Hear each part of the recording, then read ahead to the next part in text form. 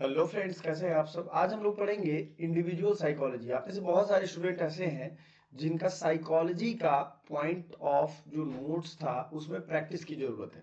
मतलब साइकोलॉजी आपने पढ़ा है, जैसे पेड स्टूडेंट्स भी हैं उन्होंने पढ़ा है, और जो फ्री स्टूडेंट्स हैं उनको भी हमने psychological concept CUT PG point पे अलग अलग हमने फोल्डर ही बना दिया है और वहाँ पे पढ़ाया है।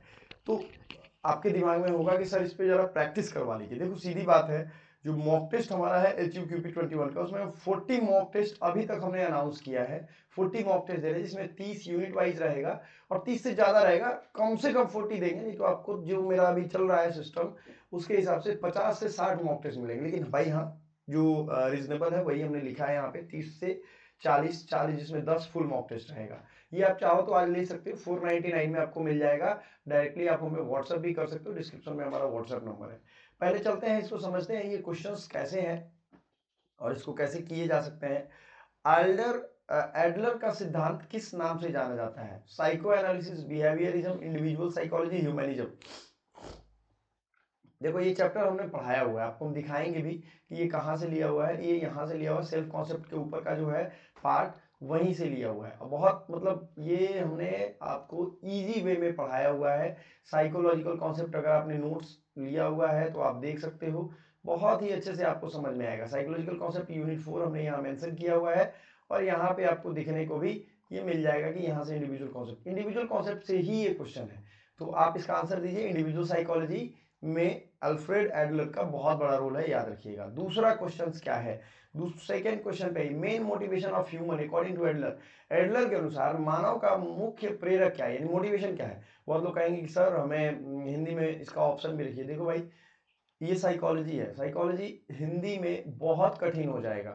क्वेश्चंस आप देख लो। अब आपको प्लेजर यानी कि आनंद, इसका हिंदी चाहिए तो यार आप फिर MA या MSc कर नहीं पाओगे, आपको बहुत दिक्कत होगी। Social interest in striving for superiority, यानी आपको अपना सोशल इंटरेस्ट देखना है। पावर, इंस्टिंक्ट, फियर, ये सब है। मेन मोटिवेशन क्या है, तो ये प्लेजर होता है। क्या अल्फ्रेड एडलर ने क्या कहा था, देखो अगर किसी भी आदमी को कुछ काम करना हो ना तो उसका मेन मोटिवेशन क्या होता है, प्लेजर होता है, पावर इंस्टिंक्ट होता है, सोशल इंटरेस्ट होगा, स्ट्राइविंग फॉर सुपीरियर क्या होगा, फियर होगा। तो उसका सोशल इंटरेस्ट होता है समाज में सबसे आगे बढ़े। आपको किसी ने कुछ बोल दिया, आपको एहसास करा दिया कि आप बहुत छोटे हो, तो आप पहला टारगेट क्या करते हो कि हम भाई सोसाइटी में सबसे सुपीरियर बन जाएं। What is the difference, superior and inferior. Superior बन जाए, ये हमारा पहला टारगेट रहता है, ठीक है, ये याद रखिएगा। नेक्स्ट, इंफीरियरिटी फीलिंग्स क्या होते हैं, हीनता की भावना किस ओर ले जाती है। अच्छा, हीनता की भावना का पूरा कॉन्सेप्ट है, ये ध्यान रखिएगा आप लोग। हीनता का भावना लेजीनेस की तरफ ले जाता है, गोल अचीवमेंट की तरफ, रिग्रेशन की तरफ या एग्रेशन की तरफ। आपको समझाता हूं मैं।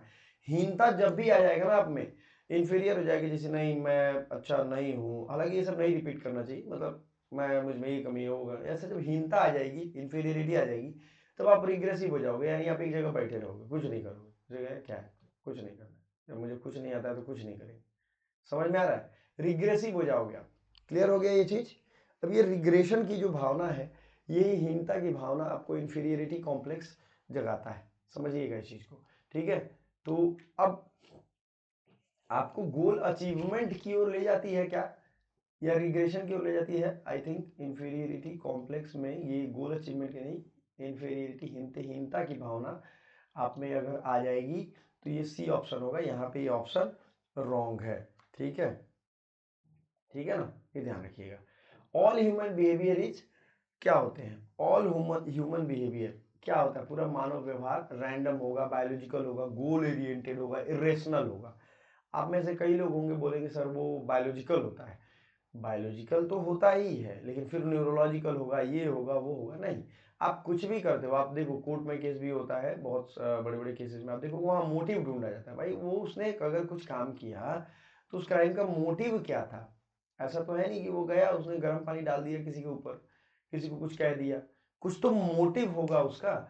इसीलिए ये गोल ओरिएंटेड होता है। कोई भी ह्यूमन, मैं सुबह जगा, इतने बजे जग करके ये काम किया, मेरा एक गोल था, उस गोल के अकॉर्डिंग मैंने किया। तो ह्यूमन बिहेवियर क्या डायरेक्टेड होता है, गोल। देखो 50 क्वेश्चन है, बड़ा जबरदस्त है, आप सबको करना है। हेल्दी रिएक्शन टू इंफीरियरिटी, अच्छा इंफीरियरिटी कॉम्प्लेक्स आप में आ गया, या कोई आपको नीचा दिखा रहा है, ठीक है, जैसे एक मैंने ऐड देखा था, जो इसमें एक सेल्समैन जा करके और किसी कारपेट पे बैठ जाता है तो कहता है कि अरे ये लंदन का कारपेट है, तुमने उसको कैसे गंदा करती है, 10 रुपए के चप्पल पहन के आ गए हो, ये वो चीज़। तो इन्फीरियरिटी कॉम्प्लेक्स उसने उसको मतलब उसको इन्फीरियर फील हुआ था। तो इसका प्रतिक्रिया क्या है, रिएक्शन, अवॉइडेंस, कॉम्पेंसेशन, रिग्रेशन या फिक्सेशन। 4 ऑप्शन है आपके पास। अब ये सारा चीज हमने पढ़ाया हुआ है उसी चैप्टर में। किस चैप्टर में? इस चैप्टर में। और ये चैप्टर आपको मैं बता दूं हिंदी इंग्लिश दोनों में है। तो ये सब कुछ पढ़ाया, आप देखो फर्स्ट बर्थ ऑर्डर ये सब आपको मिलेगा, maladaptive behaviour, compensation, over compensation and complexes. तो मैंने पेड में पढ़ाया हुआ है, आप अभी बहुत सस्ते में मिल जाएगा, एक क्रैश कोर्स टाइप पूरा आपको 1000-1500 रुपए में मिल जाएगा। आप पूरी तैयारी कर सकते हो, ठीक है। एप्लीकेशन हमारा एकेडमिक पॉइंट। और इसको अगर प्रैक्टिस करना चाहते हो, ध्यान से सुनिएगा, इसको अगर एग्जाम फॉर्मेट में प्रैक्टिस करना है, यानी एग्जाम का जो कंप्यूटर स्क्रीन पे दिखता है मॉक टेस्ट, वैसा प्रैक्टिस करना चाहते हो तो आप हमें कमेंट कर दो। इसके लिए तो कमेंट करना पड़ेगा, तभी मैं लिंक दूंगा, उसी व्यक्ति को दूंगा, सीरियस स्टूडेंट को। हेल्दी रिएक्शन जो इंफीरियरिटी का होगा वो क्या हो जाएगा, कॉम्पेंसेशन होगा। आप अपने आप को कॉम्पेंसेट करते हो अलग अलग साइकोलॉजिकल टाइप से, ठीक है। वो कॉम्पेंसेशन कोर्ट वाला नहीं है, ये दूसरा है। Next, failure to compensate causes, हीनता की पूर्ति न होने पर क्या होता है, anxiety, inferiority complex, depression, phobia. हीनता की पूर्ति न होने पर क्या होता है बताइए। एंजाइटी होता है, इंफीरियरिटी कॉम्प्लेक्स होता है, डिप्रेशन होता है, फोबिया होता है।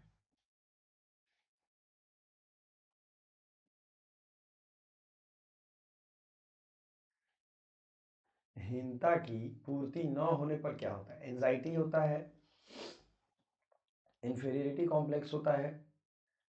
अगर मान लो आपने कॉम्पेंसेट नहीं किया तो क्या होगा, फिर से इंफीरियरिटी कॉम्प्लेक्स होगा। जैसे सपोज दैट आप किसी पार्टी में गए, बहुत साधारण से कपड़े आपने पहने हैं, तो वहाँ आपको इंफीरियरिटी आएगा, ठीक है। अब कॉम्प्लेक्स आएगा नहीं, लेकिन हाँ आप फील करोगे। तो आप क्या करोगे, आप बाहर निकले सोते हो नहीं यार अगली बार से किसी पार्टी में जाएंगे तो बढ़िया कपड़े पहन के जाएंगे। तो आपने कॉम्पेंसेट कर लिया, आपको मालूम है कि हाँ मेरे पास पैसे इतने हैं कि मैं खरीद सकता हूँ, तो कॉम्पेंसेट पूरे आप हो गए। लेकिन आप ये सोच रहे हो कि जाएंगे लेकिन पैसे नहीं है, तो आप कॉम्पेंसेट नहीं कर पाए, है ना। तो इंफीरियरिटी कॉम्प्लेक्स यहाँ पे हो जाएगा। आपको सोचोगे अब जाएंगे ही नहीं पार्टी में कहीं। अभी मेरी साउंड ठीक नहीं है, लेकिन मैंने क्लासेस चूंकि आपके एग्जाम के दिन आ गए तो स्टार्ट कर दिया, थोड़ा फास्ट चलेंगे। एडलर इन्फोसाइज, एडलर ने किस पे जोर दिया था, sexual drives. Sexual drive Sigmund Freud का है, इनका नहीं है। Social connections, dreams only, unconscious conflict only. तो ड्रीम्स पे वो भी सिगमंड फ्राइड का है। ये है सोशल कनेक्शंस पे। एडलर का क्या है कॉन्सेप्ट, सोशल कॉन्सेप्ट कनेक्शंस पे इन्होंने जोर दिया है। Birth order influence, birth order किस पे किसको इन्फ्लुएंस करता है, ये अपने लाइफ में भी आप देखोगे। Intelligence only, personality, memory, perception. बताओ बर्थ ऑर्डर किसको इन्फ्लुएंस करता है, तो ये पर्सनालिटी को करता है। आपको मैं बताता हूँ, अगर आप घर में बड़े हो या छोटे हो तो उसका पूरे घर में पर्सनालिटी पे असर पड़ता है। जैसे बड़ा बेटा हो या बड़ा बेटी हो, बेटी हो बड़ी, तो वो सोचती है कि घर की मालकिन हम ही हैं, हम ही घर की मालकिन रहें। जन्म क्रम से ये फर्क पड़ता है, पर्सनालिटी उसकी ऐसी हो जाएगी, अरे मैं जो चाहूंगा वो होगा, मेरा घर है, मैं बताऊंगा सबको क्या करना है, ठीक है। उसकी जो सब चीज़ मुझे पहले चाहिए, ये वाली जो एटीट्यूड होती है वो यहीं से आती है, ठीक है। बात समझिएगा। बर्थ ऑर्डर क्या होता है, personality. Primary inferiority occurs, primary inferiority कहाँ होता है, तो देखो बच्चों का 7-8 साल तक का जो जीवन है वो डिसाइड करता है कि किस तरीके से क्या रहने वाला है। प्राइमरी हीनता कब होती है, adulthood, childhood, oldhood, adolescence. Childhood में ही हो जाएगा, ठीक है, ध्यान रखिएगा। ये कहाँ होता है, चाइल्डहुड में। Secondary inferiority occurs in childhood, adulthood, infancy, puberty, ठीक है। सेकेंडरी इंफीरियरिटी चाइल्डहुड में होगा, एडल्टहुड में होगा।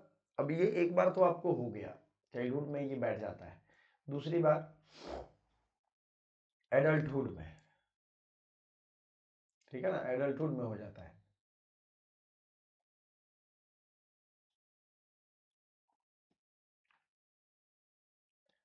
ओवर कॉम्पेंसेशन मीन्स, अतिपूर्ति का अर्थ है ignoring weaknesses, excessive striving, social withdrawal, normal adjustment, ठीक है। ओवर कॉम्पेंसेशन का क्या मीनिंग होता है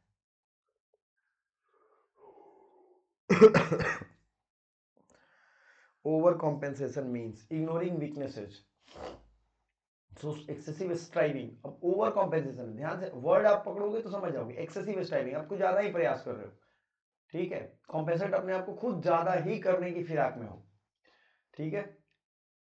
अब आ जाते हैं डिमोस्थेनिस एग्जांपल्स एक्सप्लेन। डिमोस्थेनिस उदाहरण क्या दर्शाता है? Regression, over compensation, projection, सबलाइमेशन।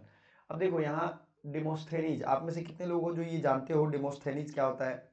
Megasthenes तो सब लोग जानते होंगे, है ना। डेमोस्थेनीज बताइए क्या होता है? ये ग्रीक, इनका एक पूरा मतलब एथेंस ग्रीस की ये एक स्टेट्समैन थे, ठीक है ना, इन्हीं के नाम पे है ये।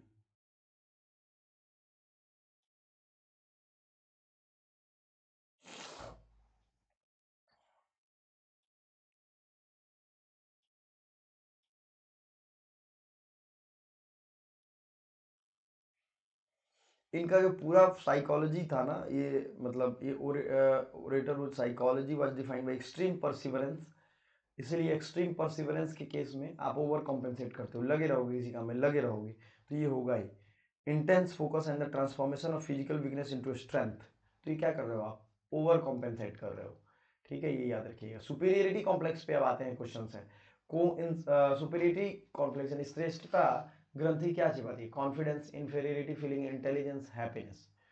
तो ये इंफीरियरिटी फीलिंग को छिपाता है। जैसे आपको मान लो सुपीरियरिटी कॉम्प्लेक्स हो गया, तो सुपीरियरिटी कॉम्प्लेक्स हो जाएगा तो उसमें आप क्या करोगे? अपने इंफीरियरिटी फीलिंग को छुपा दोगे। सपोज दैट आप कहीं जा रहे हो, आपको लग रहा है कि मेरे पास छोटी गाड़ी है, फिर भी आप निकलोगे चश्मा वश्मा ग्लास वगैरह निकाल के, कह रहे मेरे तो फॉर्चुनर्स घर पे रखे हुए हैं भाई, ये तो मैं ऐसे ही कैजुअल निकला हूँ लेकर के, इस रोड के लायक ये रोड गाड़ी है, ठीक है। तो ये आप क्या कर रहे हो? सुपीरियरिटी कॉम्प्लेक्स दिखा रहे हो, कह रहे मैं ही सबसे भव्य हूँ। तो ये इंफीरियर फीलिंग को छिपा देगा, यानी आपके पास गाड़ी नहीं थी लेकिन आप छिपा दोगे उसका, आप कमजोर थे लेकिन छिपा देगा उसको। स्टाइल्स ऑफ लाइफ, इसके मतलब क्या है? ये वर्ड समझिएगा, हैबिट्स होते हैं उसमें, unique way of living, culture होगा, एटीट्यूड होगा, क्या होगा? Styles of, styles of life, habits होंगे, यूनिक वे ऑफ लिविंग होगा, कल्चर होगा, एटीट्यूड होगा। आप सीधा समझो, यूनिक वे ऑफ, आप कहते हो ना लिविंग स्टाइल मेरा ऐसा है, ये यूनिक वे ऑफ लिविंग है, जीवन शैली का यही अर्थ है, ठीक है ना। Unique way of living, unique way of living, ठीक है। फर्स्ट बॉर्न चिल्ड्रेन,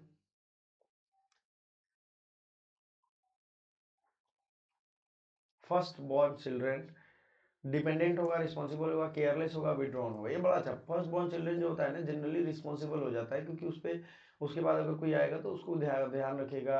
जनरली देखा जाता है उसमें लापरवाह भी हो जाते हैं कभी कभी। आप एक नॉर्थ इंडिया में देखो, मन बढ़ जाता है काफ़ी ज़्यादा, ये एडवांटेज मिलता जाता है, सब कुछ पहले मिलता जाता है तो उसको लगता है सब मेरा ही है, ठीक है ना। ये चीज़ होता है। लेकिन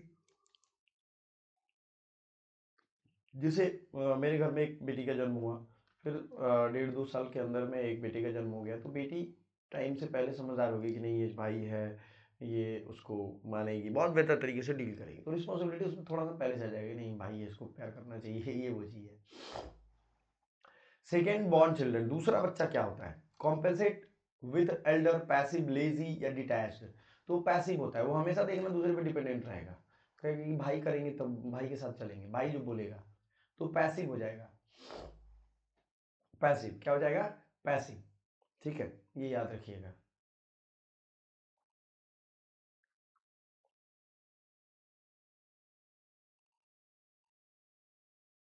यंगेस्ट चाइल्ड हमेशा क्या महसूस करता है? Superiority, inferiority, dominance, isolation. क्या करता है यंगेस्ट चाइल्ड? क्या करता है?